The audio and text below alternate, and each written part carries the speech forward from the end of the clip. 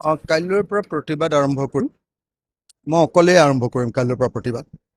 কাইলৈৰ পৰা আন্দোলন আৰম্ভ কৰিম, অকলে কৰিম।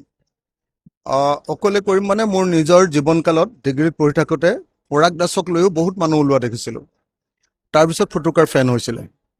এইবাৰো হিমন্ত বিশ্ব শৰ্মাই অতি কৌশলেৰে বিষয়টোক বিপথে পৰিচালিত কৰিবৰ কাৰণে, বিষয়টোক ঠাণ্ডা কৰিবৰ কাৰণে চেষ্টা কৰিছে। যিকোনো প্ৰকাৰে বিষয়টো নাইকিয়া কৰিবৰ কাৰণে চেষ্টা কৰিছে। সেইকাৰণে পূজাৰ সময়খিনি অসমৰ মানুহক মতলীয়া হ'বৰ কাৰণে 6 অক্টোবৰ দিনটো ধাৰ্য কৰি দিছে, যাতে এই সময়খিনিত মোটামুটি মানুহবিলাক পূজাত ব্যস্ত হৈ যায়। তাৰপিছত দীঘলীয়া তেওঁ চৰকাৰী চাকৰিৰ কিছুমান কৰি উলিয়াই দিছে, যাতে কোনোপধ্যে নতুন প্ৰজন্মটোৱে যাতে এই কথাটো আৰু ধৰি নাথাকে, বেলেগ ফালে গুচি যায়। গতিকে বহুত দেখিলোঁ, পৰাগ দাসৰ ক্ষেত্ৰতো বহুত প্ৰতিবাদ দেখিলোঁ, কিন্তু নহ'লগৈ। সেইকাৰণে মই সিদ্ধান্ত লৈছোঁ কাইলৈৰ পৰা মই প্ৰতিবাদ আৰম্ভ কৰিম। কাইলৈৰ পৰা আৰম্ভ কৰিম, আৰু দৰকাৰ হ'লে মানুহে যদি কোনোবাই কয় যে তই ৰাজনীতি কৰিছ, তেতিয়াহ'লে মই ৰাজনীতিটো বাদ দি দিম। আৰু যদি কোনোবাই কয় যে নহয় তই বেছি ৰাজনীতি কৰিছ, মই MLA-টো এৰি দিম।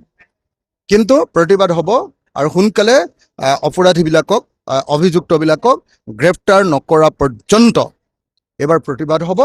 আৰু দৰকাৰ হ'লে যি হ'ব হ'ব, হয় থাকিলে জেলত থাকিবলগীয়া হ'লে সদায় জেলত থাকিম, মাৰ খাবলগীয়া হ'লে মাৰ খাম, যি কৰিবলগীয়া হ'লে কৰিম, কিন্তু